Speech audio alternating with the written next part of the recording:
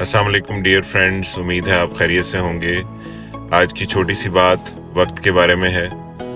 इंसान की ज़िंदगी में दो ही बड़े खसारे हैं, जैसा सूरह असर में भी कहा गया कि एक के इंसान के दस्तरस में उसका वक्त नहीं है।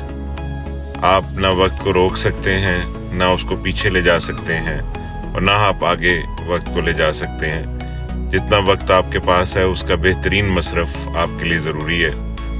और जब हम चीज़ें वक्त पे नहीं कर पाते या हमें देर हो जाती है तो हम स्ट्रेस का शिकार हो जाते हैं, टेंशन का शिकार हो जाते हैं, जिसकी वजह से हमारी जो परफॉर्मेंस है, जिस तरह हमने काम करना है, जिस लगन के साथ, जिस जज्बे के साथ और जिस सलाहियत के साथ हमने काम करना होता है, वो हम नहीं कर पाते।